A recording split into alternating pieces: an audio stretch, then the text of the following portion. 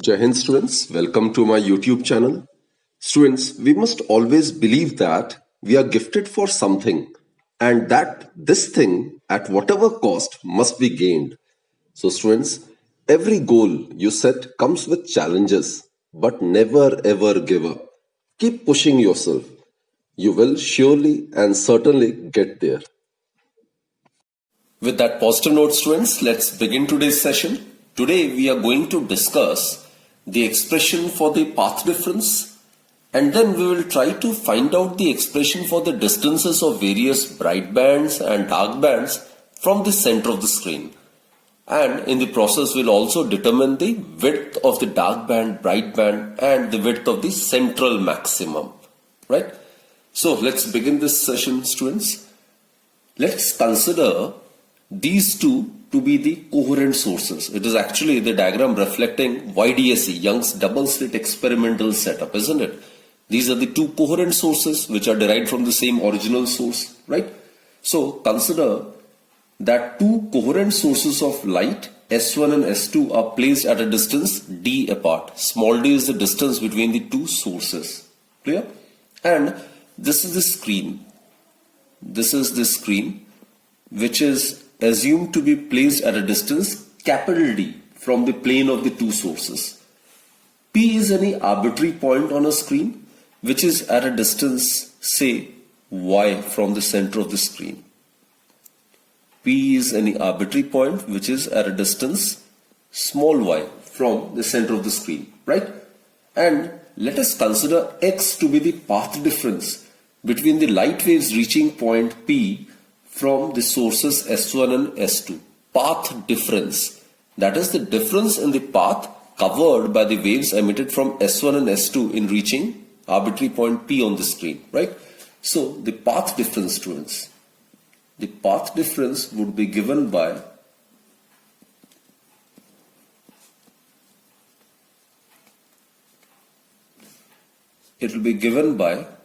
x, and it is equal to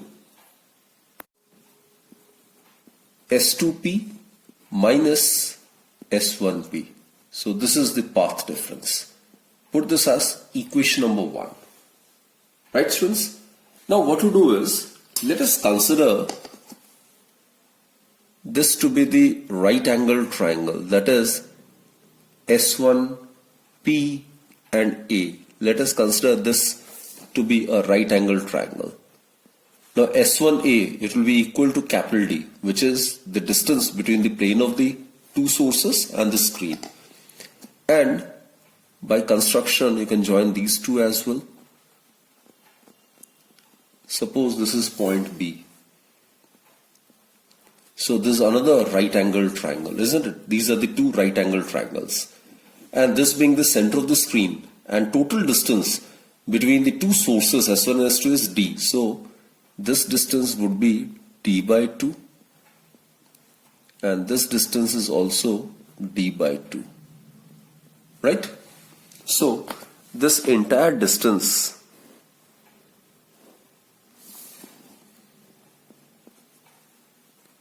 that is PB, it would be equal to y plus this distance, that is y plus d by 2.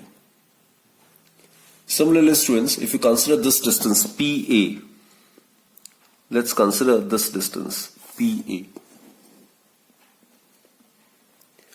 PA is equal to PO minus AO.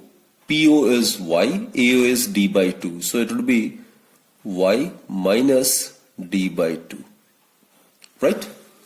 Now, students, in context with this particular diagram, consider triangle S2BP. Let's consider triangle S2BP. It's a right angle triangle. So using Pythagoras theorem, we get hypotenuse square is equal to base square plus perpendicular square. S2B square plus BP square. That is S2P square is equal to S2B is equal to the distance between the plane of the slit and the screen, which is considered to be capital D. plus BP, it's y plus d by 2. So it will be y plus d by 2 whole square, isn't it? Therefore, students, S2P, taking square root on both the sides, we get d square plus y plus d by 2 whole square to the power half. And here, students, d square can be taken outside. So what we do is, if d square is taken outside the square root, we'll be left with d, isn't it? So it will be equal to 1 plus y plus d by 2 whole square divided by capital D square and the square root of this entire term. So what I've done is, d square has been taken as common, right? And the square root of d square would give us d. D has been taken outside the square root. So we are left with 1 plus y plus d by 2 whole square divided by capital D square, the whole term, square root of this term, right? And now, students, this distance in practice, capital D is very, very large as compared to small d. Understood? And x being the path difference, it is very, very small. So in practice, capital D is very, very large as compared to y plus d by 2. Therefore, we can expand it using binomial expansion. This term is very, very less than 1. Therefore, it's in the form of 1 plus x to the power m, isn't it? So that's the standard equation of a binomial expansion. So it is 1 plus mx, right? So on expanding by binomial theorem and neglecting the higher terms of capital D, what we get is S2P is equal to D 1 plus m into this term, right? So it will be 1 plus half into y plus d by 2 whole square divided by d square. So, which implies that S2P is equal to, open the bracket, so we get d plus 1 by 2d, d divided by d square, we'll be left with d in the denominator, right?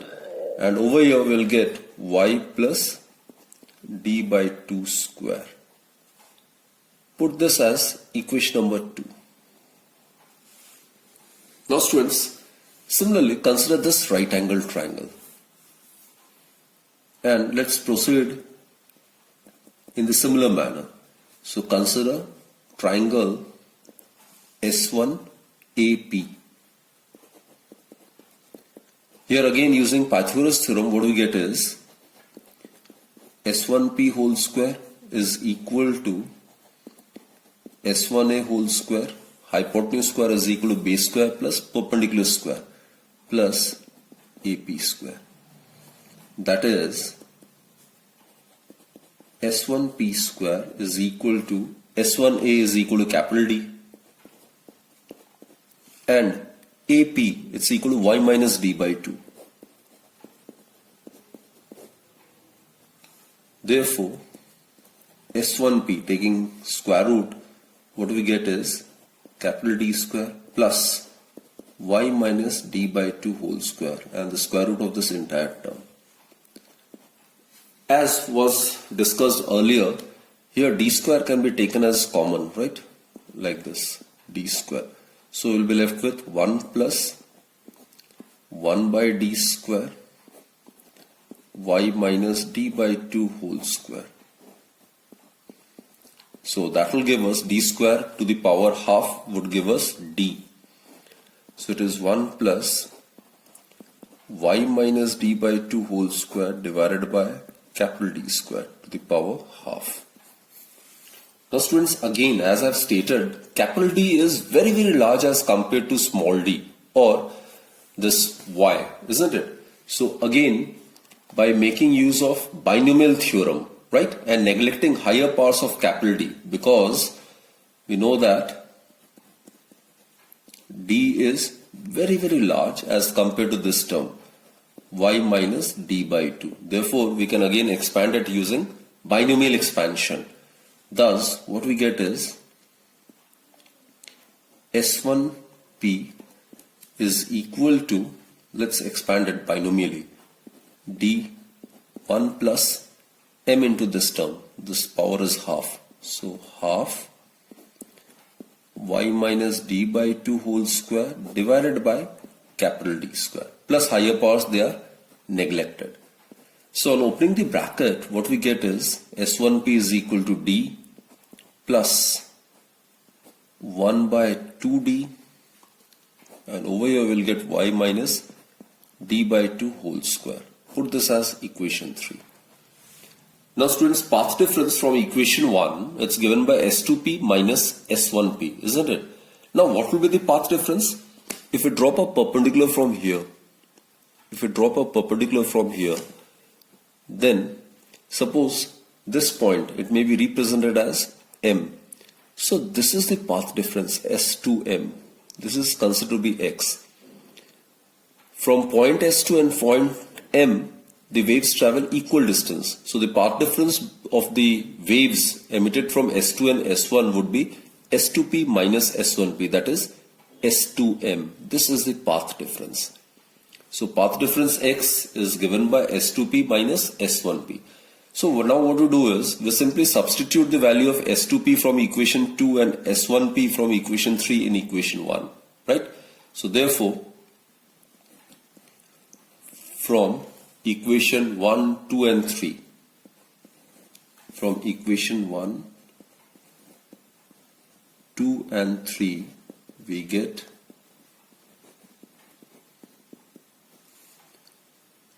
path difference, that is, we have considered X, it is equal to S2P minus S1P. So let's substitute the value. S2P is capital D plus 1 by 2D y plus d by 2 small d by 2 whole square. Right? This is S2P minus S1P. It is d plus 1 by twice d y minus d by 2 whole square. So we get path difference X, it is equal to, on opening the bracket, d minus d will get cancelled out. So here 1 by 2d is common. So it would be y plus d by 2 whole square minus y minus d by 2 whole square. Right? So on expanding, what we'll get is 1 by 2d. It will be y square plus d square by 4 plus 2y into d by 2, isn't it? And on expanding it, we'll get y square plus d square by 4 minus twice y into d by 2. And outside the bracket, there is negative sign. So y square minus y square will get cancelled. D square by 4 minus d square by 4 will get cancelled. Here we'll be left with yd, and here minus plus yd. So that will give us twice yd.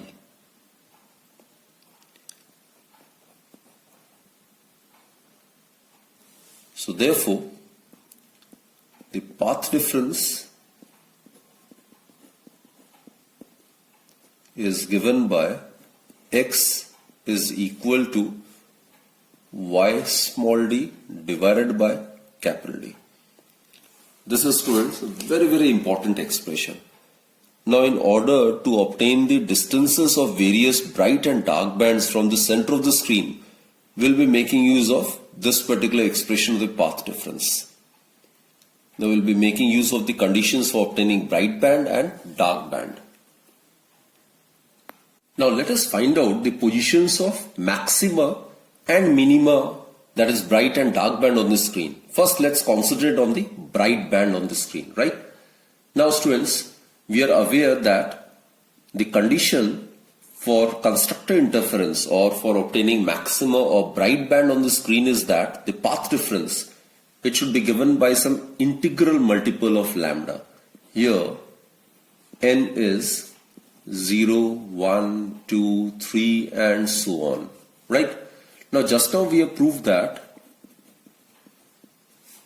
x is given by y small d divided by capital D. Just now we have derived it. Small d is the distance between the two coherent sources and capital D is the distance between the screen and the plane of the two sources, isn't it?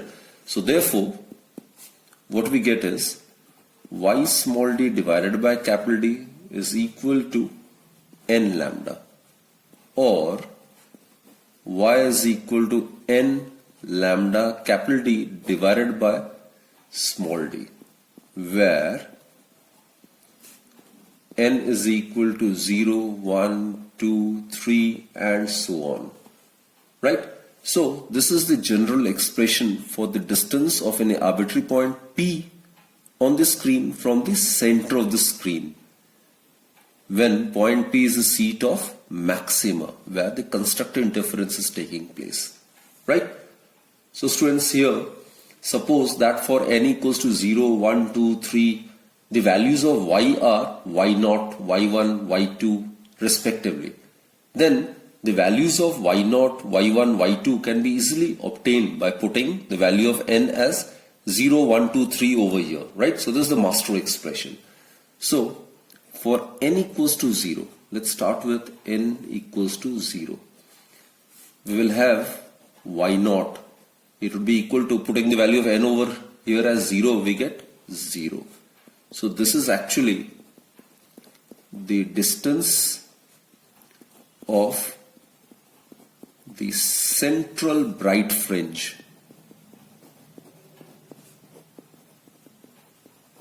from the center of the screen. And the center of the screen is considered to be point O, right?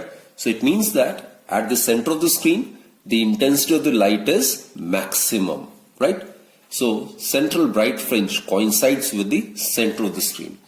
Similarly, students, for n equals to 1, it will become y1, and substituting the value of n as 1, we get lambda capital D divided by small d. It is the distance of first bright fringe or bright band from the center of the screen, that is point O, right? So proceeding, we get for n equals to 2, it will become y2. This will give us twice lambda capital D divided by small d. So accordingly, it is actually the expression for the distance of second bright fringe or second bright band from the center of the screen.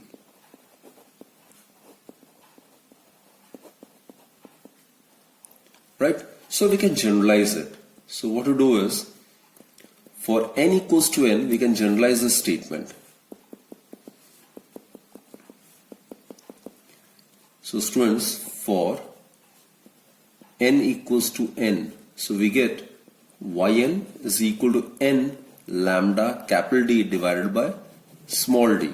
So actually it will give us the distance of the nth bright band from the center of the screen.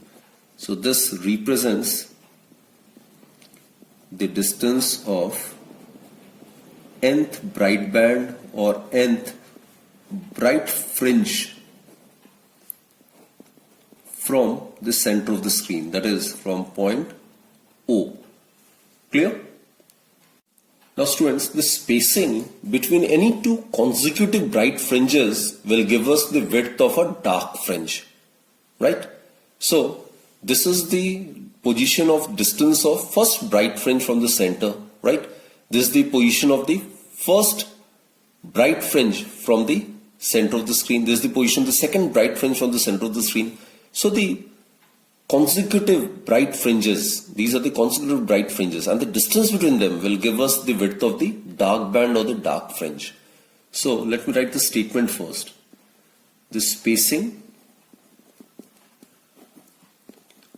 between any two consecutive or successive, any two consecutive bright fringes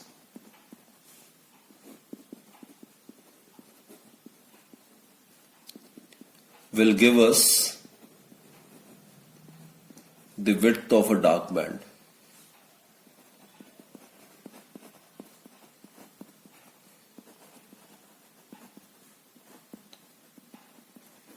So basically, let me represent the width of the dark band by beta d. Let beta be the width of the fringe and beta d is the width of the dark fringe. So it is actually equal to y1 minus y0 or y2 minus y1 or y3 minus y2, or for that matter it can be written as yn minus yn minus 1, right? So you can substitute the value y2 minus y1, lambda capital D by small d minus 0, that will give us lambda capital D by d. y2 minus y1, twice lambda capital D by small d minus lambda capital D by small d, that will again give us lambda capital D by small d, right? So you can solve it and we get lambda capital D divided by small d. So therefore, students, the width of a dark band or a dark fringe, it's equal to lambda capital D divided by small d. So from this expression, we infer that all the dark bands are of equal width because it is independent of n. So all the dark bands are of equal width, and the width of the dark band, it is directly proportional to lambda. That is, smaller the wavelength, lesser will be the width of the dark band, right? That is, on using light of smaller wavelength, the fringe width will decrease. Similarly, on decreasing the distance between the slit and the screen, the fringe width will also decrease. While decreasing the distance between the two slits, the fringe width will increase. Now students, let us discuss the positions of minima, that is dark band on the screen, right? So we are aware of the conditions for obtaining dark band. For obtaining destructive interference or for obtaining dark band, the path difference between the two waves emitted from the sources S1 and S2 in reaching point P should be given by some odd integral multiple of lambda by 2, half of the wavelength, right? And here n, as you are aware, it is 0, 1, 2, 3 and so on. Also students, we have discussed the relationship between path difference, the distance between the source and the screen, the distance between the two sources. The relationship is x is equal to y small d divided by capital D, isn't it? Therefore, equating these two, what we get is y small d by capital D is equal to 2n plus 1 lambda by 2, or y is equal to 2n plus 1 lambda capital D divided by twice into small d, where n is equal to 0, 1, 2, 3 and so on. So students, this is basically the expression for the distances of various dark bands from the center of the screen, right? So we'll substitute the value of n as 0, 1, 2, 3 and we'll try to obtain the corresponding values of y. So let's start with 0. That is, for n equals to 0, we get y0, suppose, dash for minima or for dark band. So it will be equal to, if you substitute the value of n equals to 0 over here, so we'll be left with lambda capital D divided by twice small d. It is actually, it represents the distance of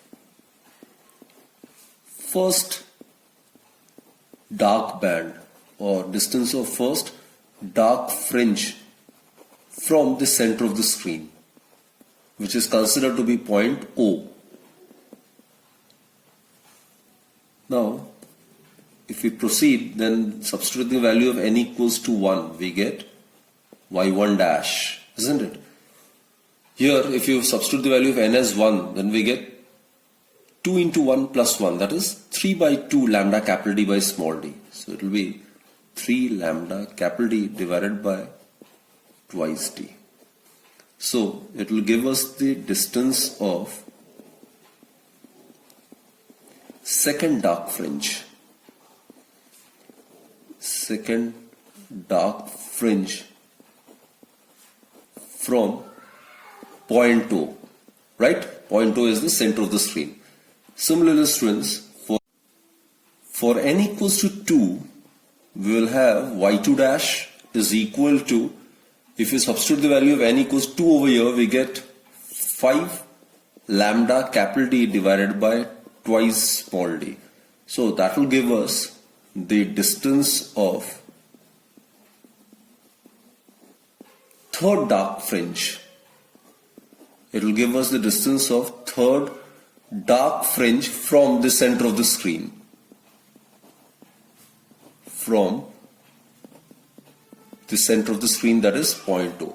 Similarly, students, if we generalize the above statement, what we get is, for n equals to n, that is yn dash, that will give us twice n plus 1 lambda capital D divided by twice small d. Now for n equals to 0, it is the distance of first dark fringe. N equals to 1, it is the distance of second dark fringe. And for n equals to 2, it will be the distance of the third dark fringe from the center of the screen. Thus, for n equals to n, it will give us the distance of n plus 1th dark fringe from the center of the screen. N plus 1th dark fringe from center of the screen, that is point O. Right? Now students, the spacing between the two consecutive dark fringes must be equal to the width of a bright fringe. Therefore, the width of a bright fringe are represented by beta, and for bright fringe, beta bright, it is equal to the spacing between the two consecutive dark fringes, that is y1 dash minus y0 dash, or y2 dash minus y1 dash, or y3 dash minus y2 dash, which in turn would be equal to yn dash minus yn minus 1 dash. So what we get is the width of the bright band or the bright fringe in an interference pattern, it is equal to y1 dash minus y0 dash, right? Let's substitute the value over here. So what we get is 3 lambda capital D divided by twice d minus y0 dash is lambda capital D divided by twice d. That will give us 2d is LCM, so 3 lambda d minus lambda d, that is twice lambda capital D divided by twice d, which is equal to lambda capital D by small d. The width of the dark fringe is also obtained to be same, lambda capital D by small d. And students, beta bright, it's again independent of n. That is, as the expression for beta is independent of n, therefore all the fringes are of same width, right? Now let us draw the intensity distribution graph for the interference pattern produced by two narrow slits. Suppose this axis represents the distance of various bright and dark bands from the center of the screen. O is suppose the center of the screen. And this horizontal axis represents the intensity of the light. Now students, the graph intensity distribution curve would be like this.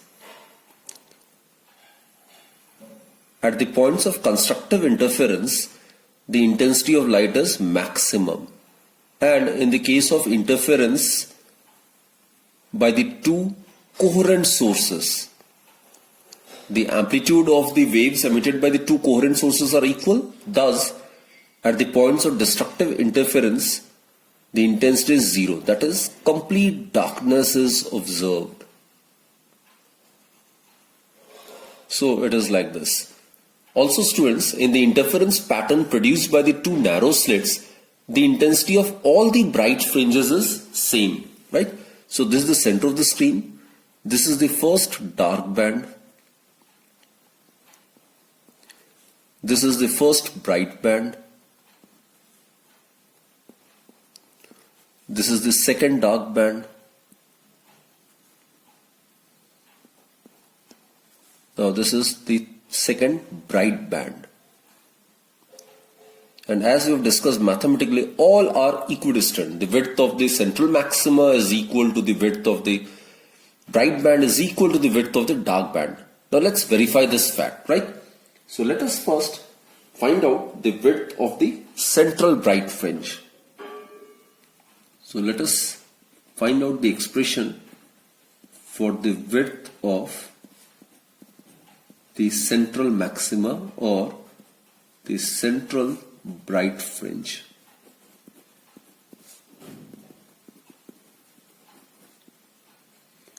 Now students, the width of the central bright fringe is equal to the distance between the first dark fringes formed on the two sides of the center of the screen.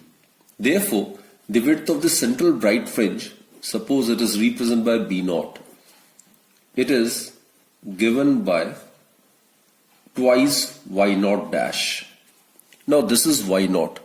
The distance of the first dark band from the center of the screen is Y0 dash. You discussed it just now. So the width of the central maxima, it is equal to twice Y0 dash. It's pretty clear from this particular diagram. So Y0 dash is equal to lambda capital D divided by twice into small d. Therefore, the width of the central maximum or the central bright fringe is equal to lambda capital D divided by small d. This is the formula or the expression for the width of the central bright fringe, which is same as that of the fringe width of the bright band or the dark band. Therefore, students, the width of the central maxima is equal to the width of the dark fringe is equal to the width of the bright fringe, each being equal to lambda capital D divided by small d, right? So all the fringes are of equal width.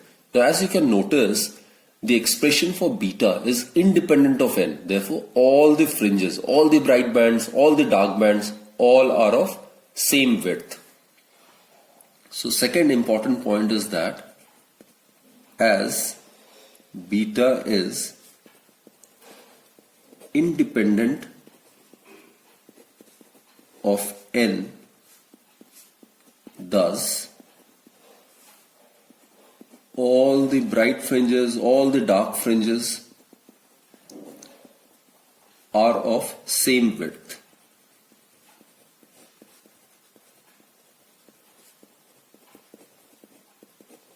Okay. Next important point is, as you can see over here, beta is directly proportional to the wavelength of the light. So in the interference pattern produced by two narrow slits, the fringe width will decrease on using light of smaller wavelength, and the fringe width will increase on using light of longer wavelength. Clear? So beta is directly proportional to lambda. So the fringes produced by the light of shorter wavelength will be narrower as compared to those produced by the light of longer wavelength. So we are aware that the wavelength of the red color is maximum, isn't it? In the visible spectrum, the red color possesses maximum wavelength, while the violet color possesses shortest wavelength. Therefore, if any monochromatic source of light is replaced by red monochromatic source of light, then the fringe width would obviously decrease. So the fringe width in case of red light would be maximum, while in the visible spectrum the fringe width in the case of violet light would be minimum. Clear? Next point, students. For appreciable fringe width, that is, for beta to be large, capital D should be large while small d should be small. That is, for appreciable fringe width, the distance between the plane of the slits and the screen should be large, while the distance between the two sources S1 and S2 should be very, very small. So, for appreciable fringe width,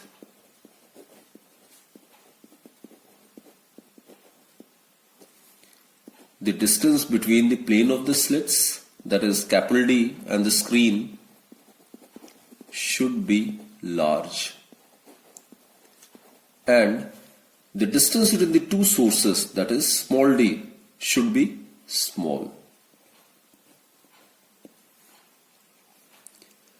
Next point, students. Now, let us find out the expression for the angular width, right? Let us find out the expression for the angular width of the bright fringe or the dark fringe. As the linear width are equal, therefore angular width will also be equal. Now let us represent the angular width by theta. Now students, as all the dark and all the bright fringes are of the same width, therefore the angular width of the fringe must be given by the linear width divided by the distance between the plane of the slits and the screen, that is capital D. Isn't it? So that will give us angular width, which will be measured in radians. Now look, students. Suppose these are the two sources, coherent sources, while this is the screen. Let us consider this to be the screen, right? This is the center of the screen. Now, this is suppose the width of the central fringe. Now its angular width will be, this will be the angular width.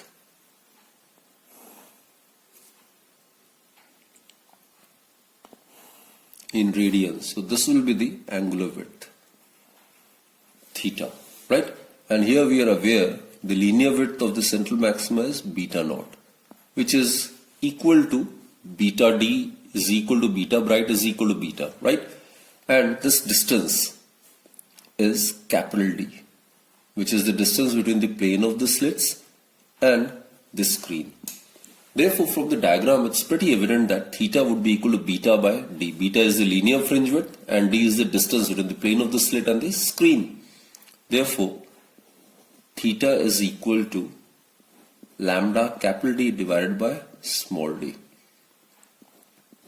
So capital D gets cancelled. So angular fringe width is given by lambda by small d. This is the expression for the angular fringe width.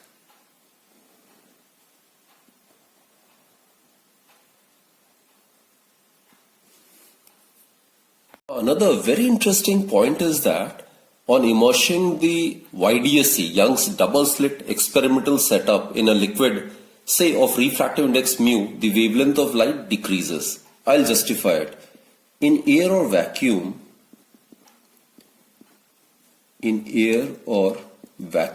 we know that the velocity of light is given by c. It's equal to nu into lambda. Nu is the frequency and lambda is the wavelength. While in a medium, obviously the velocity of the light gets changed. It gets reduced, isn't it? Suppose the velocity of light is v. The frequency remains constant while the wavelength gets changed. Now, when you divide these two, what we get is c by v is equal to lambda by lambda dash. Now students, the ratio of the velocity of the light in air or vacuum to the velocity of light in a medium is constant and is known as the refractive index of the medium. That is, mu is equal to lambda by lambda dash, or lambda dash is equal to lambda by mu.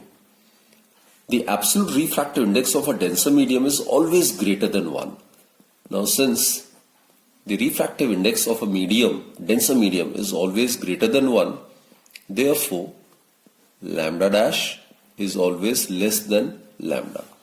So that is why I have written, on immersing the apparatus in a liquid, say water or oil, then the wavelength of the light always decreases. And students, since beta is proportional to lambda, so with the decrease in the wavelength, the fringe width also decreases. So the conclusion is, when the apparatus is immersed in a liquid, the fringe width decreases. So the fringe width